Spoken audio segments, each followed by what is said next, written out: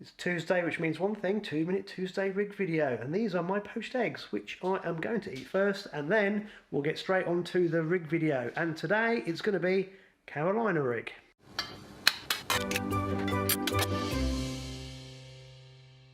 The Carolina rig. Before we get onto the rig itself, let me just show you one or two things that I think are really important, and that's what rod you're going to use. Now, I don't have a specific rod for using the Carolina rig. I use one setup that will suit Carolina, Texas, Cheb, and variations of. What I want to be doing is pulling the hook out of the soft bait into the perch or zander's mouth when I get a take. Now, you don't want to be striking like Zorro or some of these bass anglers you see on the telly when they're ripping the lips off these fish. You'll see sometimes these bass anglers, when they show you the full footage, they've actually snapped off because they are doing ridiculous hook sets. Mind you, they're using really big, thick wire hooks. Bass have got big, bony mouths, and they're really trying to, and it's like, wow. Perch fishing, no. If you do that, you're just going to snap off. Don't do that at all. But what you do need is a rod capable of setting the hook without you doing your Zorro impression. So I have found that these Daiwa AGS Pro-Rex rods are brilliant.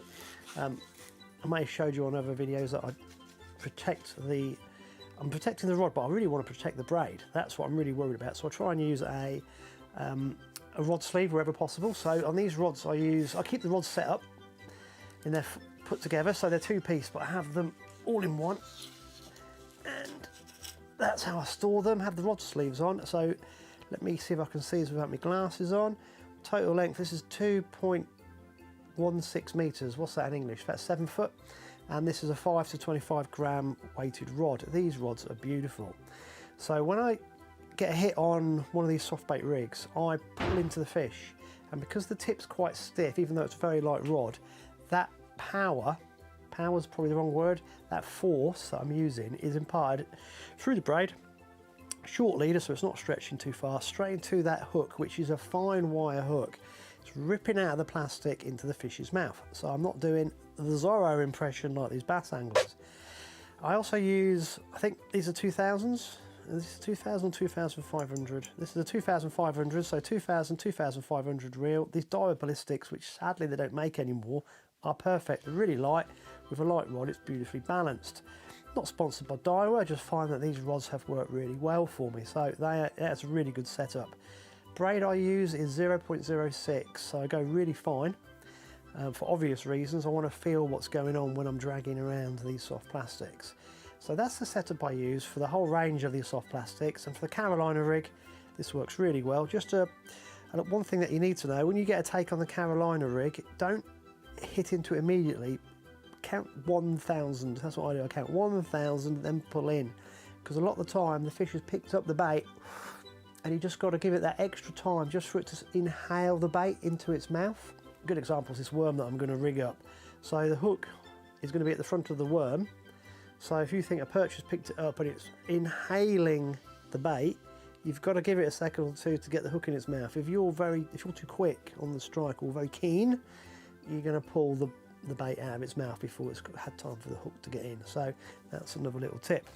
Okay, so that's the setup. So let's get into how you rig this, and this is really simple. I may be able to do this under 2 minutes, which I know has been a bit of a what's going on, but we'll give it a go. But one final thing before we get on to the rig, guys, if you want to see certain rigs for lure fishing, let me know in the comments and we'll get them tied up for you. And obviously with the match anglers, they're going to be doing all sorts of rigs as well. So whatever rigs you want to see, let me know in the comments and we'll accommodate it. And let's get this conversation going backwards and forwards between us, and whatever rigs you want, we'll get them on this 2-minute Tuesday rig video. Right, less talking, 2 minutes on the clock. Let's tie the Carolina rig. I'm going to use Eagle Claw laser sharp hooks. They're 1/0. I probably would use this. This is the 5-pound Guru. I probably got up to 10 actually when I was using the Carolina. So I'm going to tie it on the 5 just because it was laying down on the floor in the man cave. I'm going to use a tungsten bullet weight and float stops. I used to use a swivel, which I'll explain in a minute. But actually, I'm going to use float stops because these work far better. So this is really simple. my fluorocarbon leader would be tied to my braid using an FG knot. I'm going to put the bullet weight on, thin end first. Now the next thing I'm going to do is I'm going to attach 2 float stops. And this is ingenious. In the past, for many a while, I was using swivels. So I was attaching a swivel to the main leader, and then I was attaching a short hook link, and then I was throughout the day messing about with the hook link. This is so much better. All you need to do is use 2 float stops and then vary the length of your hook link when the float stops are on. Now, as you can see, I'm really struggling because I haven't put my glasses on again, so give me 1 minute and I'll get this on.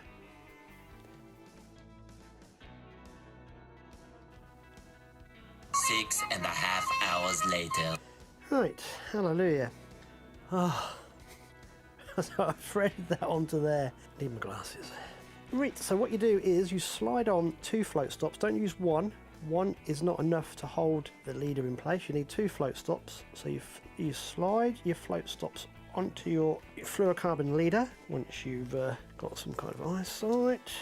Obviously pull them together like so, and this is the beautiful thing. With the Carolina rig, obviously this end's going to be attached to your leader, so we'll probably use about that much.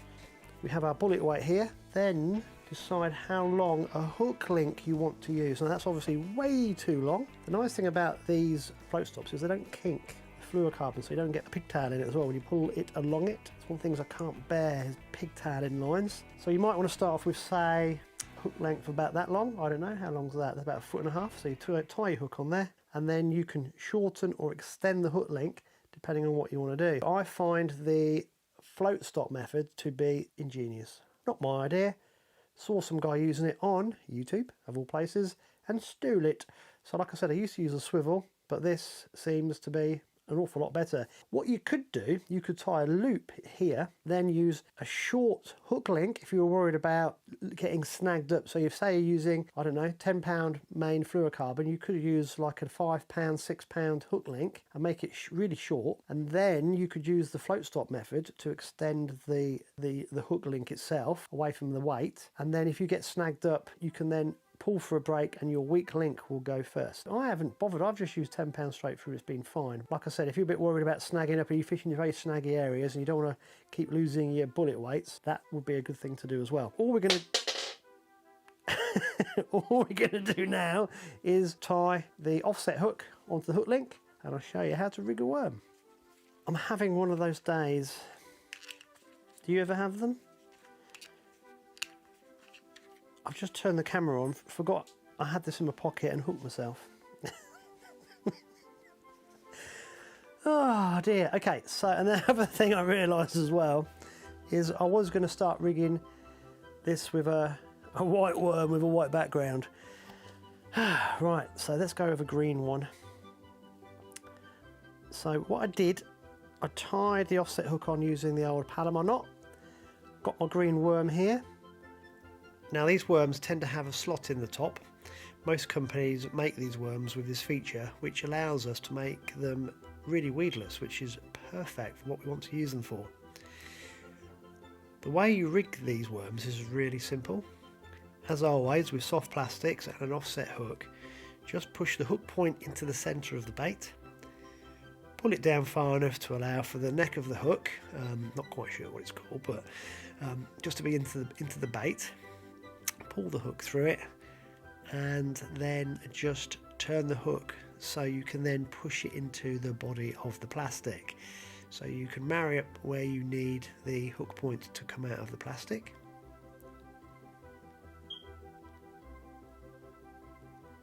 Just push the hook point through that area on the bait. You can use a bit of colour or some spots or some sparkle just to line up the place that you need to push it through. And then all you need to do is pull the hook point through, and then it will sit in that ridge. Now if you want to make this completely weedless, what you need to do is just pull the hook into the plastic, and that means it's exposed, which means the point just sits in the plastic, and then when a perch or zander inhales that bait, you just need to pull into the fish so the point pulls out of the plastic. And as I was saying earlier, you can change the hook link using these float stops for your Carolina rig. I'm sure this would be easier on the riverbank. So that's the distance I've got it set at the minute, and obviously you can change the distance you want just by moving these float stops. Now this is the last thing I'm going to say about this, or two things actually.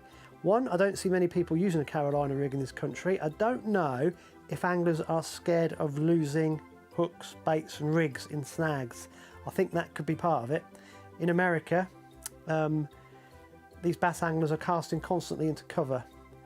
They don't mind losing terminal tackle. That's why I said earlier about putting the loop on the hook link, so you have a slightly weaker link, so you're only losing the hook and the bait.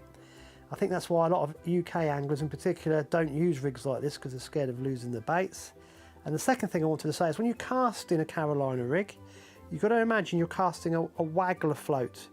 So as you cast out, you've got to trap the finger, your braid, or your whatever fluorocarbon, or even if you're using mono, I don't know why you would, but if you were, you trap your line against your finger against your spool just before the weight hits the river, lake, wherever you're fishing. By doing that, it stops everything. The weight will stop, and then the bait will keep going. And that's really important, because then you'll avoid getting tangles. So if you didn't know this about waggler fishing as well, the float rod is exactly the same principle. You cast out, and then you put your finger on the line, trap it just before the float hits the top of the water, and then the shot will fly out behind it and keep everything in a nice straight line. It's exactly the same principle when you're casting a Carolina rig. Right guys, let me know in the comments of any more rigs that you want to see. Hope that was useful. I'll catch you next time.